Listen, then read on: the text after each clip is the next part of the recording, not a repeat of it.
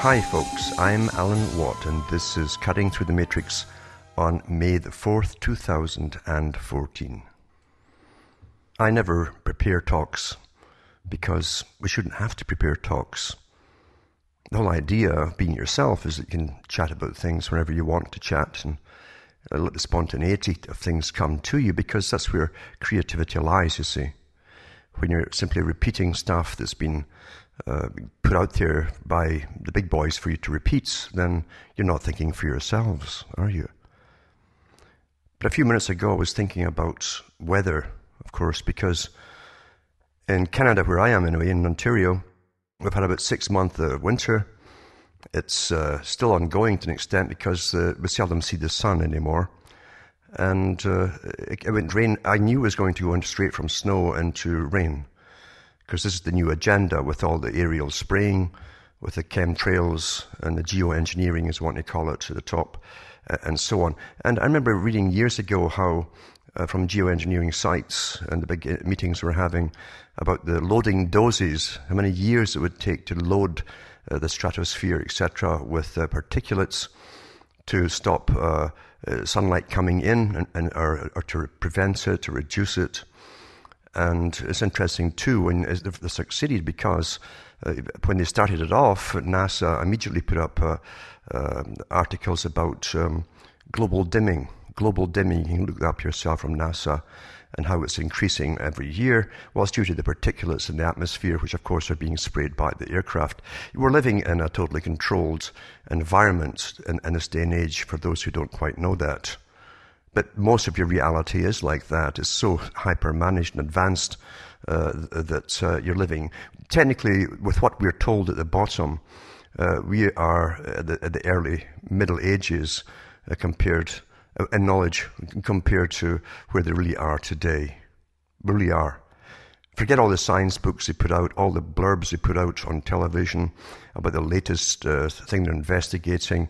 Whatever they're telling you about was done years ago, and they're on to something else. So we get fed obsolete information. And that led me on to thinking about all the rain we're getting, of course, and how that, of course, was well discussed during World War II and afterwards, and big Pentagon projects went into action. Canada was heavily involved too, with ways to bring down enemies in different countries by using bacteria, viruses, but also weather modification, where you could cause massive droughts and starve people out because the crops would all fail, animals would die, or you could flood them and have the same effect, basically. So we watch all this going on at the same time as the big boys who have the futures market now have all your food dumped on the world stock market and the futures market, and they can put bets on where crops are going to fail. It's so much of a coincidence that came out at the same time as they really went ahead with the geoengineering, because the big boys know, of course, who's going to get the droughts, who's going to get flooded, because it's all made to be that way. It's planned weather we have. It's as simple as that.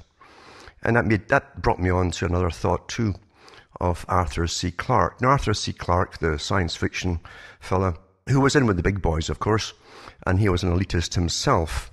And it's not unusual for the big boys to employ what they call futurists, guys who are into science fiction, who would put out ideas and analogies too through their stories to do with what they're really up to, etc.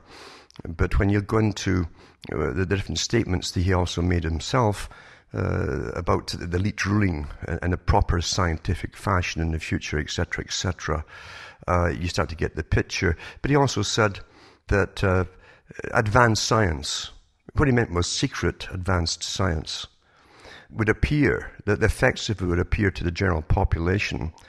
And he referred to primitive people. And that's how they refer to you, by the way. He wasn't talking about 1,000 years ago. He said it would appear as magic to the public because they never think about it as being caused by man-made forces. It's so easy, isn't it, to trick people? And you have no idea of all of the sciences of the mind and all of the different disciplines, as I like to call it, or doctrines, involved in big think tanks, working for governments and so on, and private industries at the top that really run everything, to make sure you're kept in a little box, and to train you to have a good ego and believe that you know everything there is to know. It's beautiful, isn't it? And these are the people you meet every day.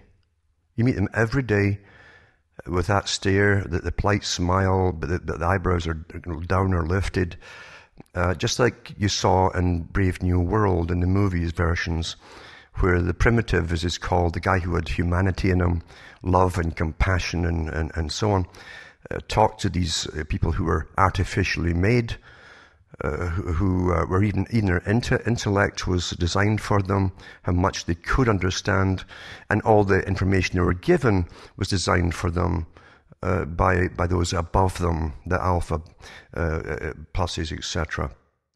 And it didn't bother them in the least that everything that they knew and their whole culture was given to them, because they had that little bit of pleasure, you see, etc. And they had the Soma drugs, mainly again for the lower, because the division of labour went down the way, who was going to do all the dirty work, etc., and lots of Soma and drugs. In other words, pharma to keep them happy. We're in that today for those who haven't figured it out. It's all been done. And the next step is to train you through all the different kinds of intergender types they're trying to make you believe in. It's nothing to do with that we care about these folk at all. It's to get you used to the fact that nothing can be really said as to be normal. So they can bring forward their basic new clones in the future. And that's what they're all working towards, of course. And these guys work through generations. They don't have to do it all at one go. That's where you get tripped up, because you thinking, as a natural human being, think, I'd have to get it done right away. No. These guys work in generations. It took generations to get you from family-oriented society to abortion, single-parent mothers, and multiple partners now, and all kinds of things today. It didn't take that long at all, really. But for you, you'd be impatient if you were planning it. Not these boys. They know how, from past experience and history, how long it takes to gear up the population, indoctrinate them in the proper ways so they'll accept the next step and the next step and the next step. It's very easy. It's very, very easy.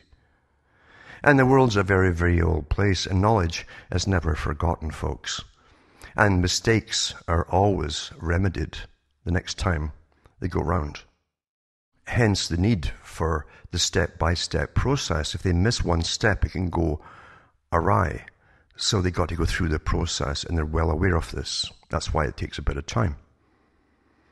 But when you see how society has been completely turned upside down, 180 degrees actually, from all its value system, everything up until the 1960s, say, and then onwards the revolution came in, and boom, it was all done, planned that way, introduced and planned and well organized and well funded until here we are today, dysfunctional. And yet the folk at the end of it think it's normal. The way they're living today is normal. Anything can be made to be normal to the Proles, as Orwell called them. Given time, given the right indoctrination, given enough documentary specials with half the facts removed so you don't get the whole picture, to bring you to the desired conclusions. Add a bit of emotion and personal experience shows to it, and that's you. You're gone, folks. That is so simple to do. Plus they use the entertainment industry to get the emotion in there and to show you terrible things to bring you to certain opinions, you see. Very easy to do. You can create guilt amongst everyone who's done nothing so easily by these techniques. And even your enemies who want to do you in can use these techniques against you and make you feel sorry for them as they're doing you in. It's fantastic. It works awfully well.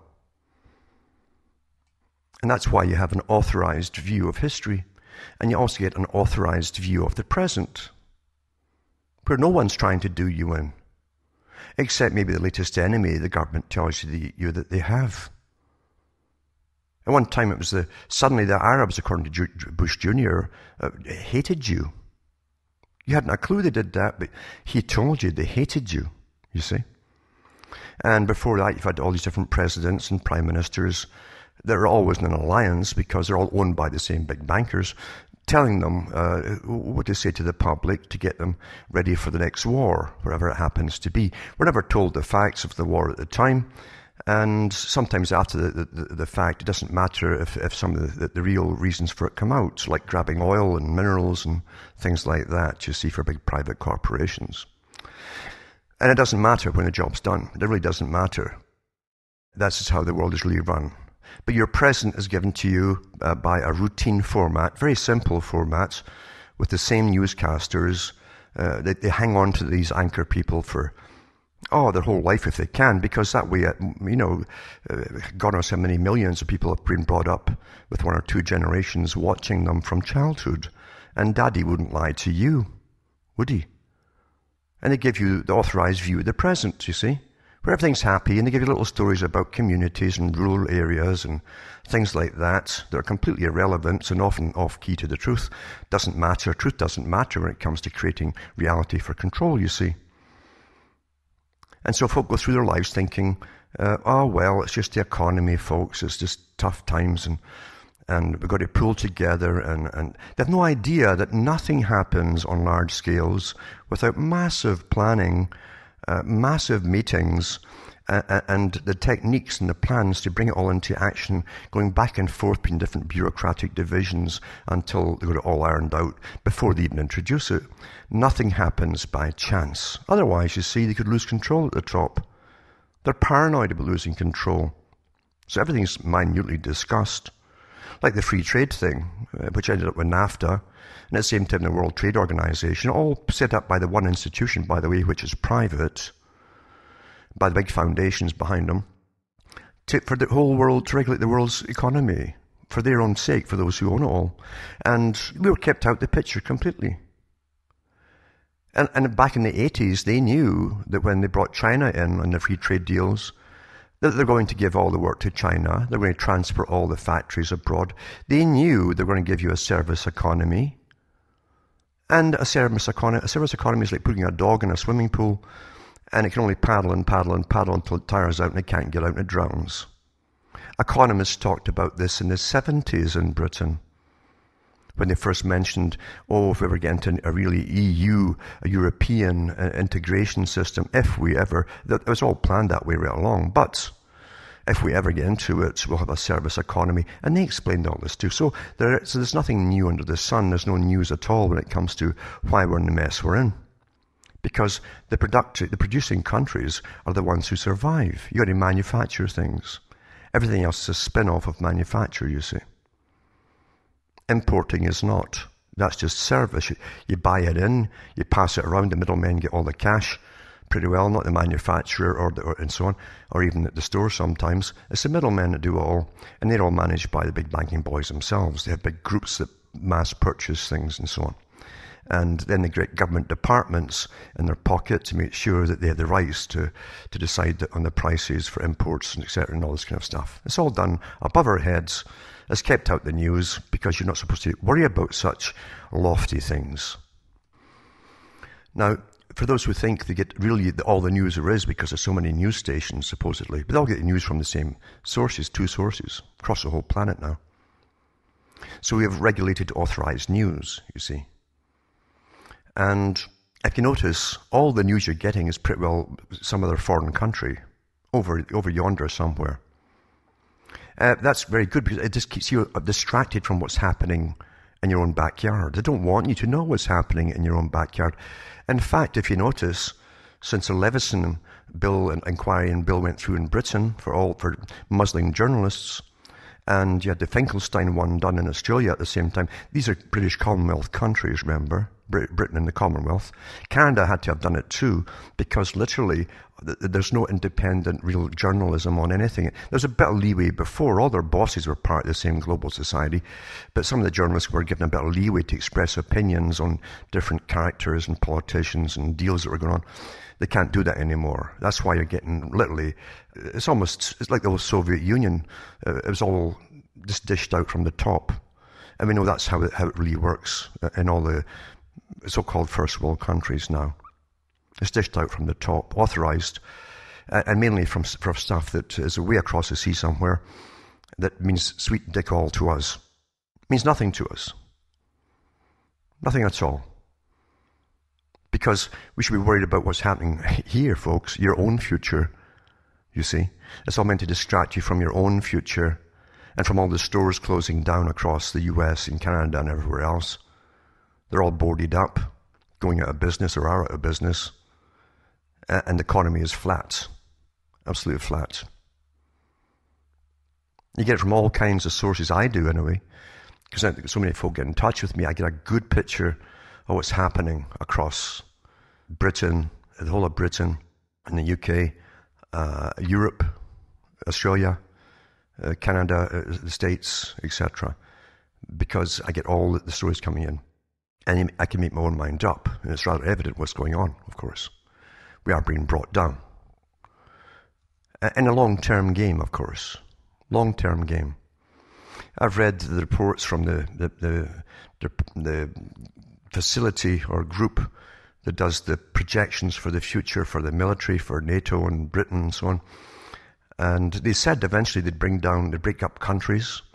They would eventually have chaos and riots by people getting unemployed during this whole process of getting to where they want to go. They're ready for all the riots, of course, in the States. It's the most militarized police state in the world right now. And that's what they always try to distract you to things that are happening abroad, while they're ready to clout you at home, you see. But the thing is, this is all part of the game, the long-term strategy for bringing you down into big city-states, independent city-states, as they eventually dissolve the nation systems. And those who run the city-states will be the high corporate elitists with their technocratic control beneath them, the manages the people, etc., etc. It's quite interesting. I'd love to get my hands on all the details, the nitty-gritties of it all, but they don't publish that for the general public. The stuff they do for the military, they don't publish it for the public, or even for the general troops for that matter. They're not supposed to know either. So you just get the general outlines of flash mobs and unemployment and riots, and how they must be contained as we go through all these long processes up to the year 2050, maybe beyond, etc., and to the big city-states. And they won't tell you what's to happen to the ones that are not in the big city-states, the few that are left outstanding, in place of countries and nations. But in the meantime, of course, they've got other dominoes to knock down and resources to grab for the corporations around the world, and hence the wars that are going on. And that's why they're keep pushing you towards the Ukraine and Russia and all that stuff. Russia has the same guys running it as the States does, by the way. That's who runs Russia. The same big magnates that became multi-billionaires overnight when all the people's stock was handed over to them, remember? When the so-called walls went down and suddenly they were no longer communists, planned years in advance, of course, as to who was going to grab all the stock and became instant multimillionaires. Same across the Ukraine, by the way, the old Soviet bloc countries. The same handfuls of in-the-crowd people, the same bunch actually that are often related to each other, run all the stuff over there. So they're going to get to an agreement to their cousins that run the States, so that they can work out how this future's going to go, you see. It's already planned, but they must work out the nitty-gritty and who gets what and all the rest of it, etc. And meanwhile, they've been surrounding Russia since the Cold War supposedly ended, and they've been surrounding them with more and more missile bases across all these ex-Warsaw Pact countries, the ones that let them in. So naturally, if you were getting surrounded by all these missiles, you wouldn't be too happy yourselves. Never mind all the fomenting with the colour revolutions and the multi-millions the West is sending in to get riots started up, to demand things, etc., to suit the big corporate boys that pay all these rioters over there their big salaries, because they are paid to do these riots, by the way. They're taught and trained and all the rest of it. But again, that's another story. But back home, if you notice, nothing's happening back home, supposedly. Back home, nope. Oh, they keep you pointing over there, the next war, the next threat, you see, to keep you terrified, so that once you shut your face, you see. Shut your face. And you listen to the leaders, lambasting these nasty countries over there somewhere. And that takes up your time, rather than say, what the hell is happening here? What's happening here? Apart from the stagnation of the economy, what's happening here? And where's it supposed to go? From here. For us, you see. No one asks the pertinent questions. Because we're supposed to go down the tubes, you see. We're supposed to go down the tubes. It's not because the big boys are losing control. Don't ever believe that for a second.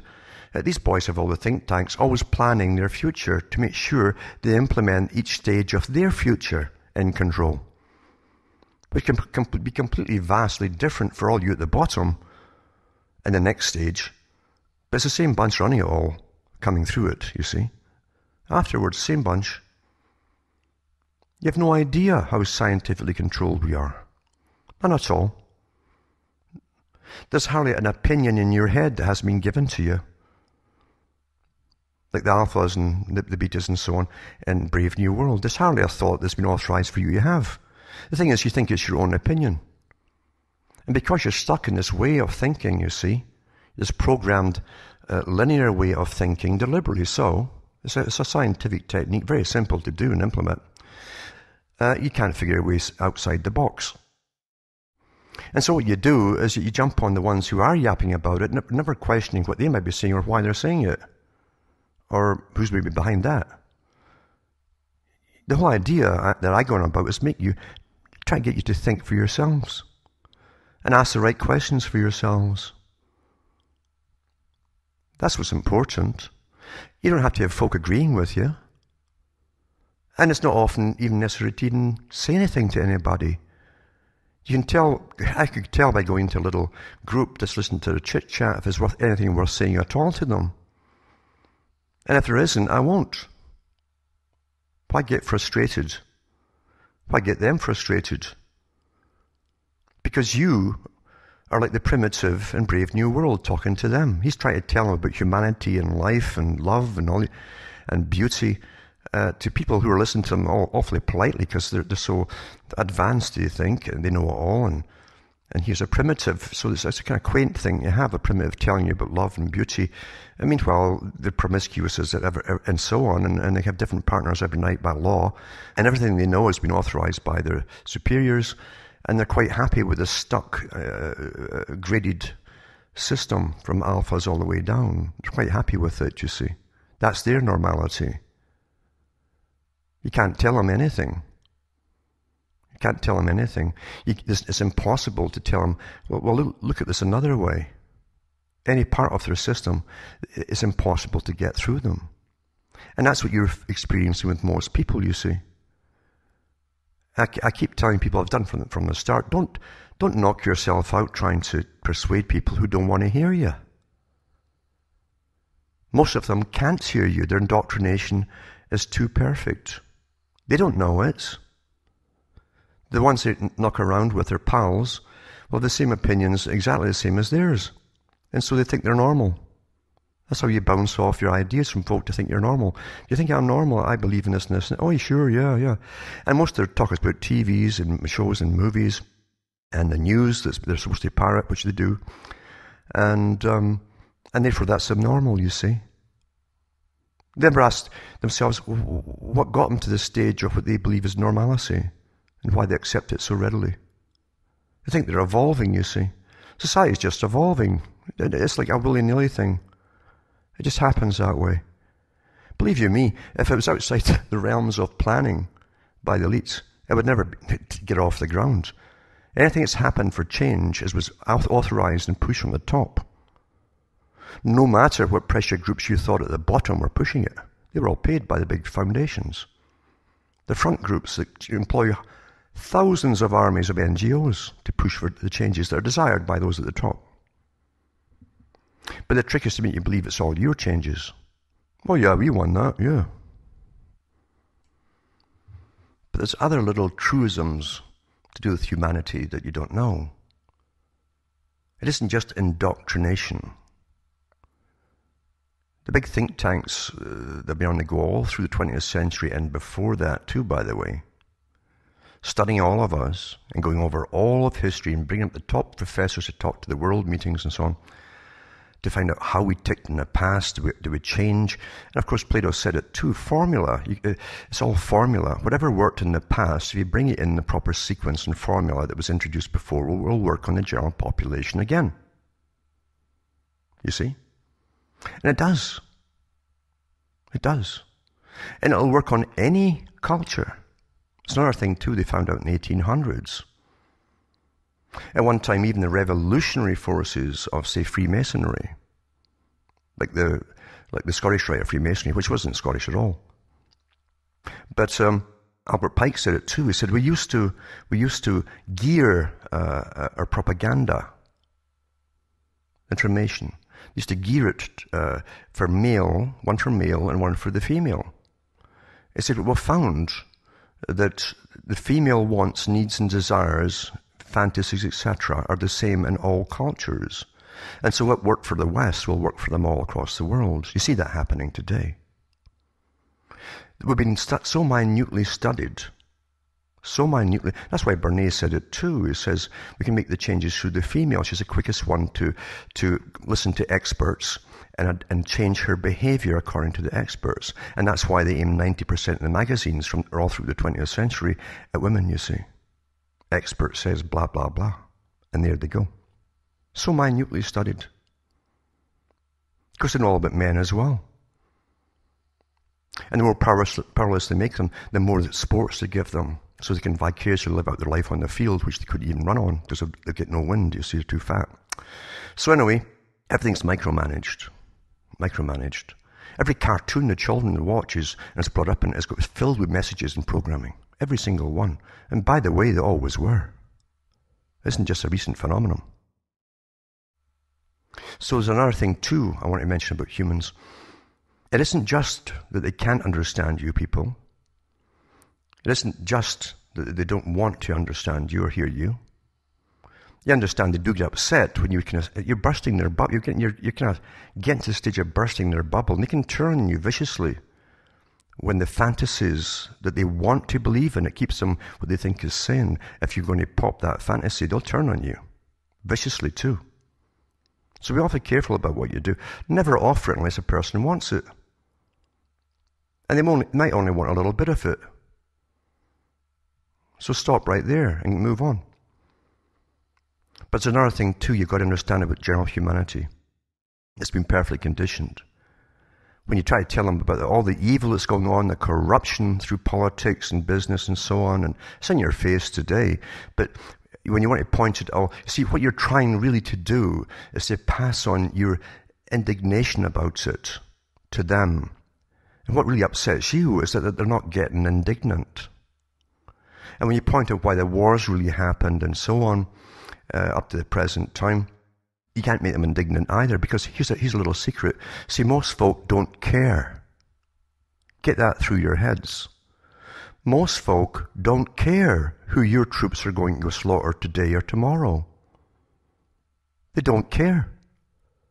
This is that simple. It really honestly is that simple, folks. And that's why they're not indignant. They don't care. They're not getting slaughtered right now. In a way, they feel happier that someone else is. That means that your troops aren't slaughtering you yet.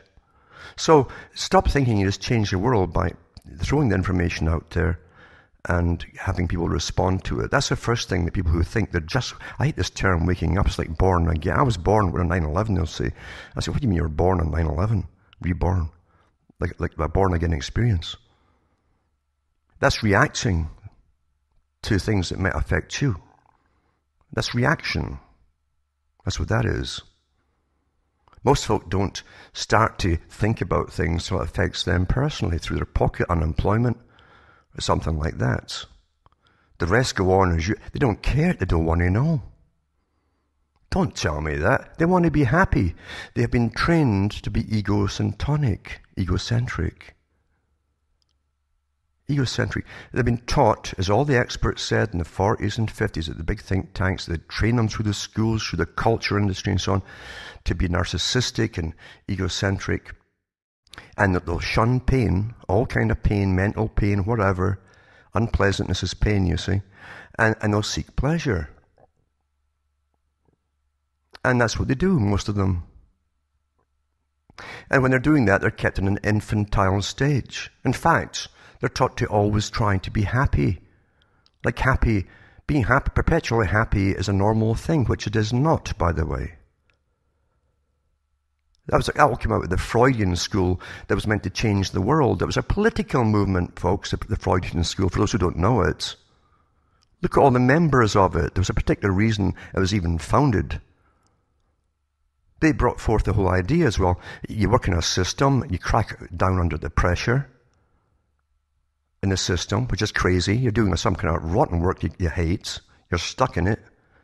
You've got either rent to pay or a mortgage to pay or something, responsibilities, and you hate what you do every day because it's meaningless. Passing paper around an office is meaningless. It's not a natural function. Offices aren't natural. In fact, cities aren't even natural. That's all been well documented by the anthropologists. But they give this little financial reward thing, you see, and you get stuck in it. And most of the money goes back out to pay for everything, mind you, and taxes as well. But you're taught that you're respectable because you're working. And then you crack up. And what happens when you crack up? They send you off to a therapist. And what's the therapist do, the psychiatrist do? All they do today, they don't sit and say, well, let's get to the bottom of this problem, Sonny. He doesn't say that anymore. They know it doesn't work, you see. So what he does is find some pill to put you on that stops your higher functioning to the extent you won't be doing you'll float through life. So that you can get back into the workplace. And that's what they'll say to you. And these are the questions a psychiatrist will ask you. They'll all ask the same questions. And what are you doing now? Oh, I'm working again. Oh yeah, I guess good. And what do you do in your spirit? Oh, I go shopping and I buy things. And then they'll say, are you having sex? Oh yeah, I'm having sex now. I go to parties. And that's their new version of being normal. It's not worrying about things that made you crack up in the first place. So the problems haven't gone away. It's just that your senses are now dulled enough and you're euphoric enough on the drugs, they don't bother you the same way. That's the answer to it, you see. Big boys talked about that. That's why they brought in the Soma idea in the 1930s in Brave New World, Huxley's Brave New World. They were going to use pharma. They said that eventually everyone will be on pharma. And if they can create and invent diseases that don't exist in children, they can get them started young on pharma till it's a normal thing to be on pharma. Psychoactive drugs. It's all happened in your lifetime, and you don't even know it, or why. But I won't ask you to be indignant, because most of you won't care. You can't make people care, folks. I'm all right, Jack. I'm egocentric. I shun the unpleasant. I watch comedies. I don't want to hear bad news. And I seek pleasure. There it is, right there. That's how it goes. That's how they work, folks. Another thing, too, you'll notice, is that people you'll know, maybe even relatives, might hear you out to an extent and then close down on you once again, because if you go too fast, they shut off from you. But you'll notice from folk that you know who do nothing but watch television. And that's how they learn things. They don't know they're learning things when they watch television, and all their fiction as well, by the way. They don't know they're learning any of the things. They learn through, as Jacques Attali said, Jacques Ellul said, people learn from osmosis, the general population. It kind of filters through from 1,000 sources, bits and bytes of information, and then it kind of congeals in their brain somewhere, but they haven't reasoned it through. They simply adopt the opinion it left in them. And you'll hear them saying, well, yeah, the world's overpopulated. Well, it's all coming from TV, you see, and documentaries and David Suzuki and things like that. The fact that the Western world, the so-called first world countries, their own population, domestic, has been plummeting for years and years and years, as folk don't have so many children, you see. But what they do is through mass immigration, and Britain's a great example, they get the population up again through mass immigration, which also fulfills the role of destabilizing any nationalistic tendencies. If you eradicate the nation's people, they're no longer nationalistic, it's multicultural, you see. So the big boys have got it easier to manage you then. Once that's done, you're multicultural, you see. You don't have a tradition or a pride in the past. You don't belong there, you didn't come from there, so it doesn't matter. That goes out the window with second generation. And that's been done. But the fact is, as I say, the native population's been plummeting, and And they give you the appearance of a world that's overpopulated because all immigrants flood to the big cities. They always have. And they're encouraged to go there, you see. Which were never meant to bring in millions of folk from overseas.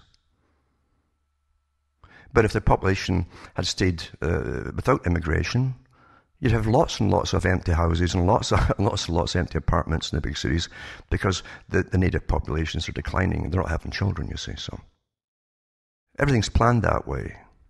Nothing happens, as I say, by itself, for itself's sake. It has to be authorized, heavily debated many, many times by the top leaders of industry, banking, and so on, who plan all this, and then they tell the politicians what to do and implement, and so on. That's how it works. Nothing happens by chance. But so you learn through osmosis. So you're talking to people, as I say, they switch off, they don't want to hear you, and they think they know everything because the TV tells them so. They think they live in the best country in the world, and as Bertrand Russell said, they'll believe it because the government will keep telling them so. And they'll prattle doesn't matter what country they'll keep prattling these same things off to you. It's all the same scientific technique, you see. Repetition actually does work. It's quite fantastic, isn't it?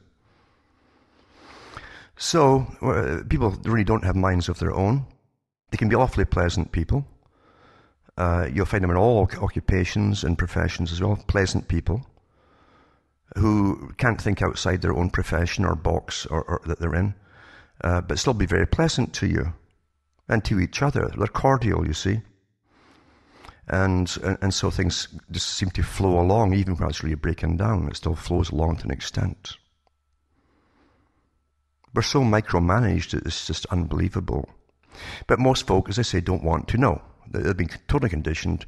They're quite happy. They can go home at night to watch the sports or watch dramas and comedies and drink their beer or wine or whatever it happens to be and zonk out for the rest of the evening and party at the weekend and have sex and they think they're getting somewhere and then they go back to work from Monday to Friday and so on and so on.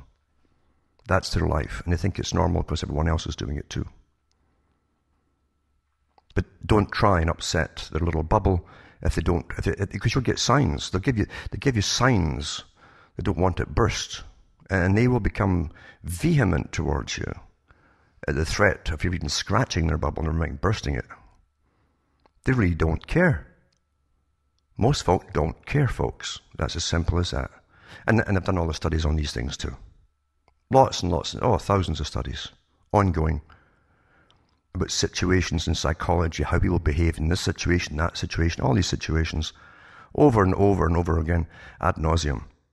And most folk simply don't care, as long as nothing happens to them. And as long as they have their little bubble, their little circle they can walk around in, and if they're friends they can call, and their sock puppets they can chat with on the internet, and things like that, that's their fantasy. That's their fantasy.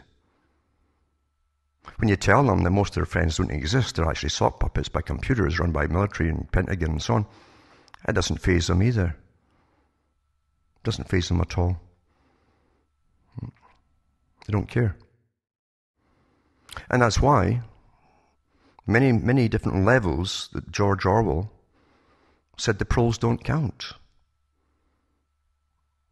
He had so much in that book of his, 1984, the title he wanted to put out was called The Last Man.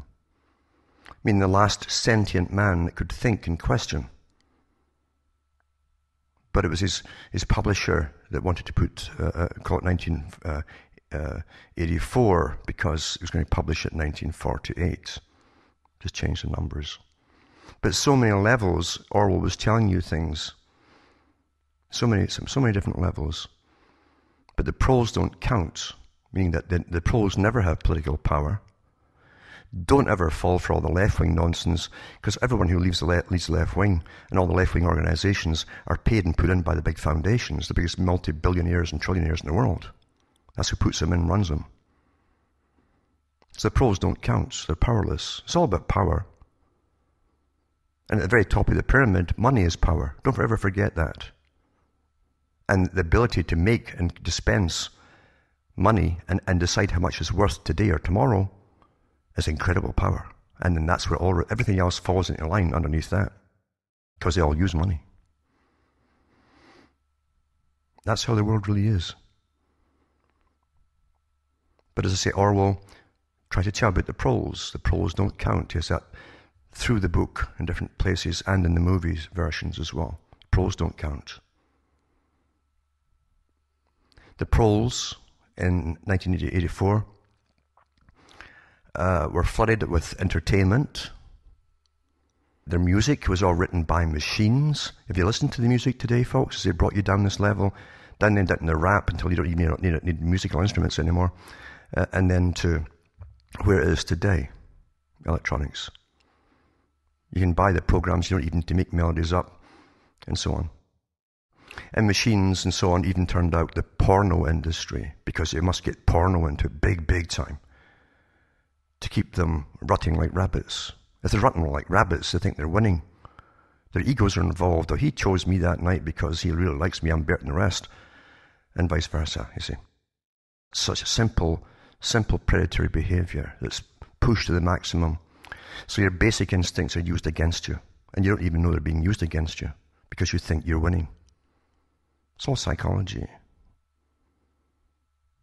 That's the biggest war of all. It's a war for your mind, folks. That's where it all comes down to, the war for your mind. And you all think you've got them. You think your mind is your own. And you'll have strong opinions about things that you've never investigated. Amazing, isn't it? So be careful about all the information that comes out there from all sources, even the ones pertaining to speak for you. Be very, very careful, folks. The big boys miss nothing. Nothing. You're dealing with the most meticulous, power-hungry freaks in the world who miss nothing. They're paranoid about missing things. Go through the biographies of all the big founding families of the US, for instance. The big magnates. Go through how meticulous and obsessional they were, not just with counting pennies and so on, and self-discipline, but in total control of everything in their sphere as they kept expanding their spheres of influence and power. Read it all. That's if you care. Most folk don't care. That's really the telling point. They won't look at anything. It takes effort. Effort comes when something's motivating you. They used to call it the spirit. It motivates you to look for it. And remember, too, everyone today has been taught to think in bits and bytes. Give me a quick answer. You hear that all the time. Give me a quick answer.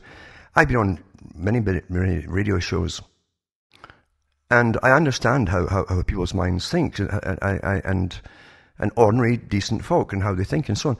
But you often get asked questions that will sound simplistic, and because they've been trained with talk radio all their lives, across the world, it's all the same format, talk radio, that they'll ask things not knowing they're asking something that's really profound, which would take a longer answer, and sometimes an education,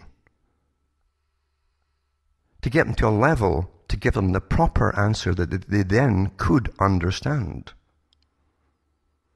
If you gave it to them right off the bat, without taking them through those learning phases, it'll be incomprehensible to them. You could say the most profound things to them, and they go on to the next question as though they hadn't heard it. I mean, because it means nothing to them. They don't know what they've just asked you.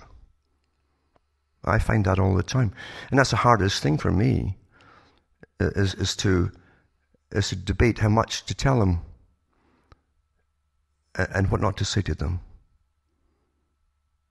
That's how it really is. As I say, we're so well understood. We've all heard about all this stuff about the NSA and all the other big organizations that collect all your data. They've got you worked out your personality profile perfectly. They've got your whole life history. They've got your school. They've got everything on you. Everything on you. Every darn thing there is. And they compile it into a virtual you. I've gone through the articles so many times from the Pentagon where they say that they've got everyone in a virtual reality game, basically. And they run games on the individual. Every one of you has had games run on you with your personality profile, and they can predict how you'll behave in every situation imaginable, and they're pretty well almost 100% right. And people still think they're free. They still think they're individuals making their own decisions. If you're so well understood, folks, you'll be radically altering your behavior. But they don't.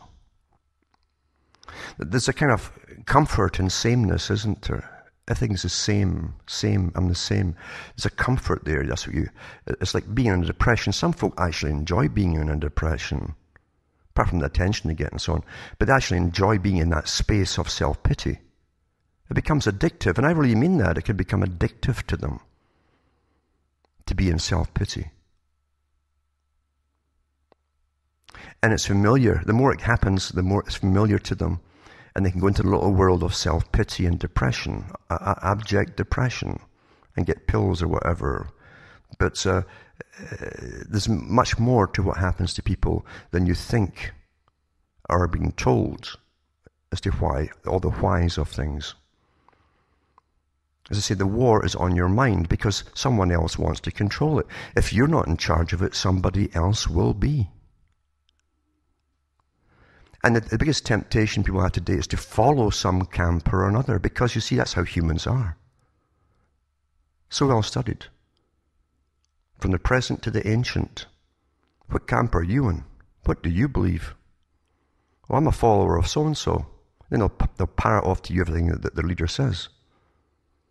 Which means that leader's led all their way of thinking right along the way, you see. Not themselves. They parrot it all. In ancient times, and all down through history, you always had hermits. There was even hermits in ancient Egypt, hung around out in the outskirts, who didn't want to fall into this camp or that camp or whatever, you see, or one of the priesthoods or that priesthood and whatever it happens to be. And these are the few folk that thought for themselves. They'd had enough, and off they went. In those days, it wasn't so bad because they didn't have aerial drones photographing everywhere you went. You could get lost. When folk came to the early Americas, they could get lost as well. When they brought civilization in and lawyers and churches and came the townsfolk, let's start organizing. Next thing you know, you've got a marshal and you get a census department. Before that, you can get lost. Go into the bush and get lost. You live the rest of your life if you wanted to and see nobody ever again. If you wanted to. Now you've got passports and blah, blah, blah across the whole planet. Total observation.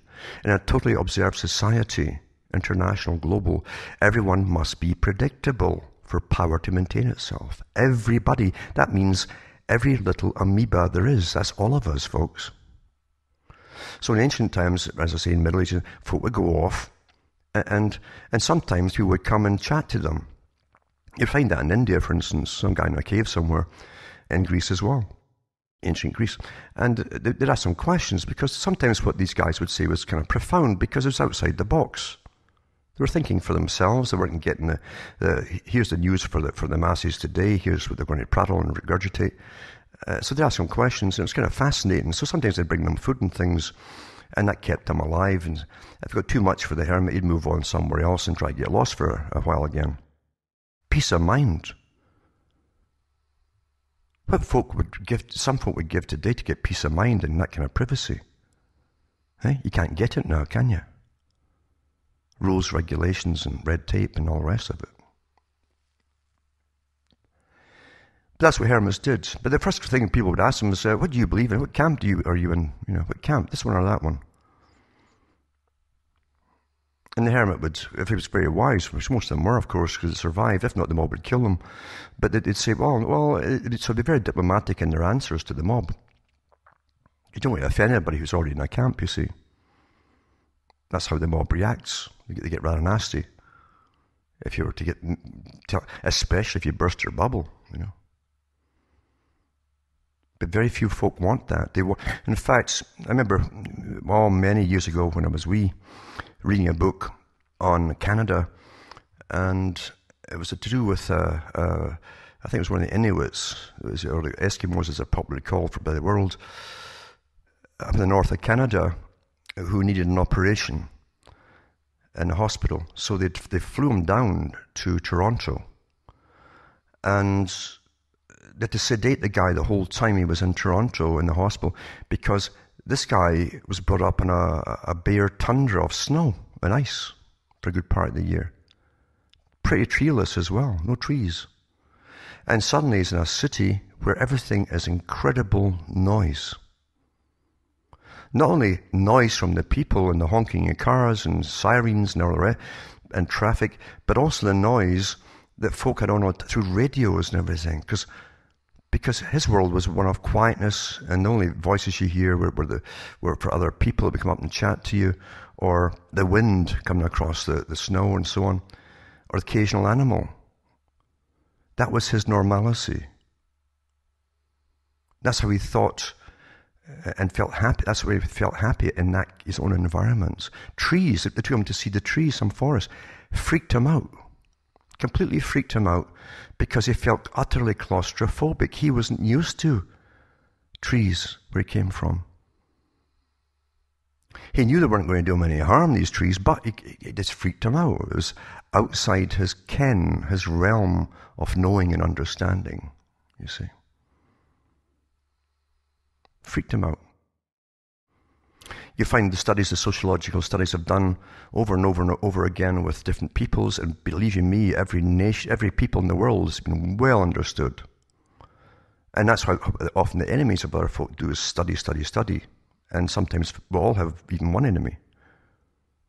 But you find that the Chinese are happiest when they're rubbing shoulders in the streets.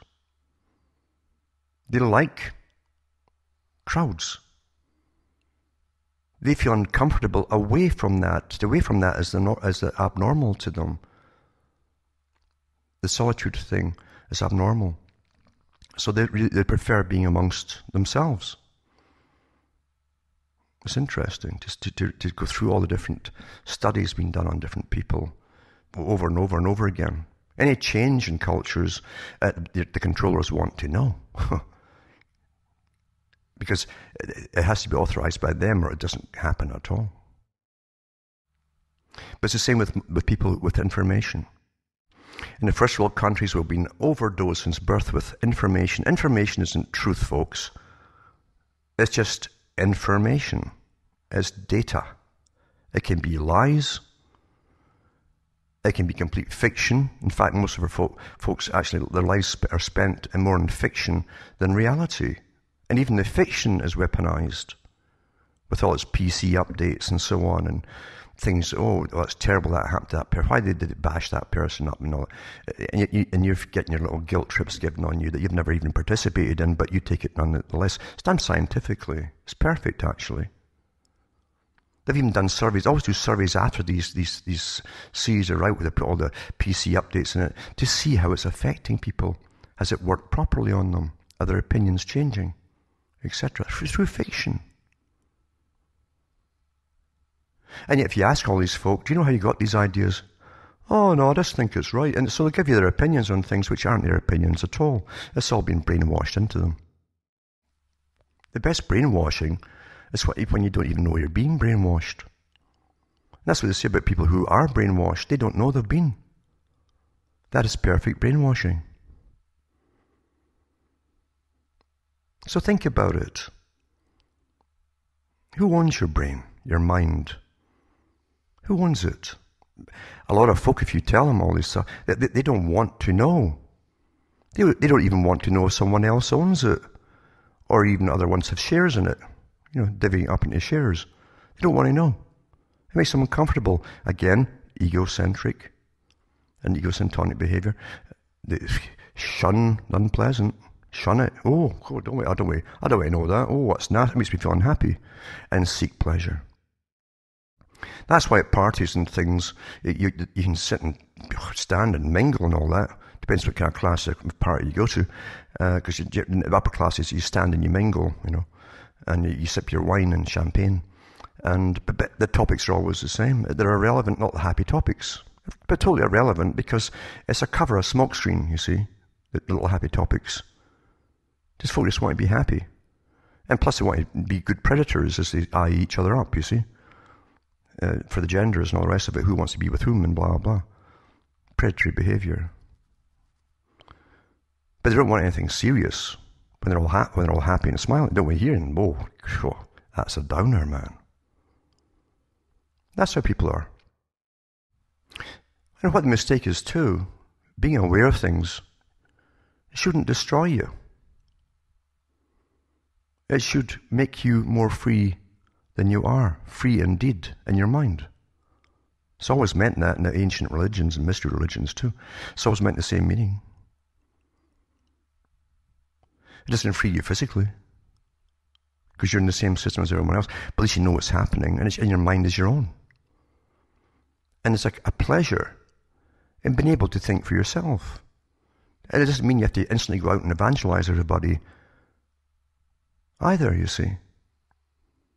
The only thing you can be sure of changing is yourself. That's the only thing, and even then you can have a battle changing yourself. A real battle. Think about it. Because if you truly want truth, factual truth, you've got to go out and seek it and do some work. That might take some self-discipline. And don't just jump after conspiracy sites because you don't know who set them up in the first place. The big boys don't miss anything. If they want control over everything and even supplying all your NGOs for your left-wing and right-wing groups and so on, blah, blah, blah, blah, don't ever think that they'd miss what is mislabeled as the Patriot movement. Don't think they missed it. Again, it's what camp are you in? What camp are you in? And then you get a good diplomatic answer. If you say, I'll think for myself, it's a wise guy, eh? Mm-hmm. Maybe they've said something that's true for the first time in their life without even knowing it. Maybe you are a wise guy. So think for yourself and don't panic about everything.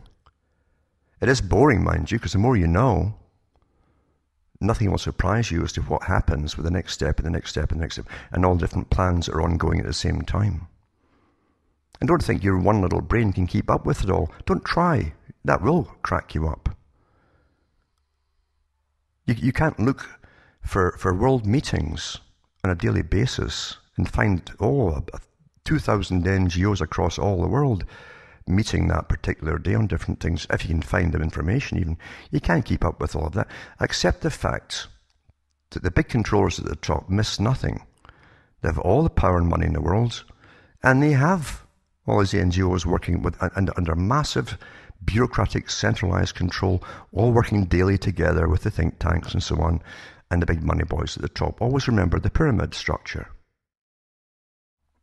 Don't let it freak you out. It didn't just start in your lifetime, folks. Don't think that either. It's not like suddenly you just got cut today by something. I better address that wound. It's up to me. This cut started an awful long time ago. Back in the 1800s, go into the history of what they used to call time and motions studies. When they brought out the new experts in behaviour to find ways of getting the labourers to work harder and faster, more efficiently, without paying them any more money. And take it from there. That's how some of these sciences developed, you see. So don't panic about things. Don't just jump into camps and say, I'm a follower of this, I'm a follower of that. Think for yourself. Because there truly is nothing else except thinking for yourself. And when enough folk think for themselves, maybe one day, who knows when, who knows? Things could gradually change. And that's why I always liked Orwell too. He was honest enough about it when he put it through an analogy in Brave New in 1984. He said, when he's been tortured by O'Brien, he says, well, the Proles will do something, or the word will get out, sort of thing. And O'Brien says, that's ridiculous, the Proles don't count, etc. And then he says, well, maybe in 1,000 years, you know. This is how the big boys look at things. Could something become dangerous in 1,000 years? Of course, in our day and age, they don't plan to have anybody with any brain that isn't authorized to be thinking in 1,000 years. Never mind the kind of humans that'll be around by then anyway, except for themselves. With longevity, etc., they'll have all that. They have it now, actually, for certain select ones of them. But they don't plan on having the same old man and old woman type around anymore. They'll create the perfect clones, the Brave New World type, you see, to serve them well. And the old type will go out quite happily, thinking it's all quite normal, because that's how we present it to the public, bit by bit and bit by bit, until they accept it all. Oh, well, I guess I had to become this way, yeah. That's it, you see. As I say, I started with the weather and just prattled on, but the fact is, when most folk don't even know the weather is under complete control now. That's what you can see. You can see the weather, you can see the spraying going on, you can see the after effects and the downpours and so on, the monsoons they give you now, for instance. And the future's juggling with the whole world's food supply, and the big boys at the top know exactly who's going to get flooded and exactly who's going to get the crops, and so they can get into the crops, get the shares, make sure the prices go up in the right places, etc., etc. That's how perfect it is. That's what you see. Can you imagine the things you don't see? The technotronic warfare, etc. It's happening to you all the time. Remember what Brzezinski said? Eventually this could go across whole continents and control the minds of the people. You think it isn't happening too? Just look at the amount of sleeplessness there is now. Insomnia is just booming. Why? Well, we've known from all the studies that have been done that even Wi-Fi, for instance, upsets your sleeping patterns, etc., etc., etc. The smart meters do it too. They all know this at the top. You think just putting it in because it's more convenient for them? Don't be silly. When the big boys write about bringing in technotronic warfare upon the whole populations of everyone's nation, bathing whole continents in it, they mean it. They mean it, folks. If they mean it, they do it. Government can only exist by keeping what they do to the public secret. Otherwise, the public would have to really do something about it. And they know that. They've always known that. So you're kept in fantasy land, and for those who want to stay there, you have the options. You can go into you've got a variety of fantasies you can go into today. Escapes. Lots of them. Lots of escape out there. Just keep filling your head with useless data. Or you can watch all the porn you want, or sports or dramas and so on and so on. Or you can go off into various kinds of escapism through trying to find the spirit, that can escape it all. Because you know within yourself that physically you can't escape it. So you're left with the thing called the spirit. So you've got all people making stacks of money, selling all kinds of books, rehashing old stuff. And purely rehashed. Some of them don't even change the whole chapters, they take out of very old books. Because it's on big supply and demand today. Escape. When folk think they've had it, they try and escape mentally. And the big boys supply all of those avenues as well. Stacks of gurus out there. Like never before. That's why Professor Carl Quigley talked about the end of ages and the end of civilizations. All the things that happen. And that's one of them. That's one of them arises. Today we call it the New Age. It's also called the perennial religion. They always use that system at the end, promote it as they take down societies. And folk try and escape that way. It's time people started calling what things really happen to be by how they are. Stop all the political correctness as well, which is meant to silence you through fear of retribution. In a free society, any child should be able to come up and ask any question that's popped into his mind. Anything at all. And if authorities grab him because they're not allowed to ask that question, or this question, or whatever, there's something wrong. He's too close to home. He doesn't know, of course, of what or who is controlling. So that's the first step in controlling society, is to stop them of changing anything is to stop you from being able to even ask questions, because it's politically incorrect by law. Look at GIRFEC in Scotland. They've got the same systems going across the world now.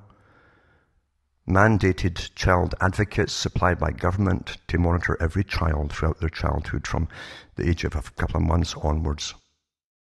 What do you think of this, Johnny? Well, you know. Oh, I better put you in for reconditioning, Johnny. We can't have you starting to ask the questions on that particular topic, or this particular topic, or this other one over here. Whatever it happens to be, you see, you have to get readjusted. To be uniform, the uniform society, the authorized citizen of the future. That way you're easier to manage. And governments certainly do like things to be easy for themselves. From Hamish Marcella from Ontario, Canada, it's good night. May your God or your gods go with you.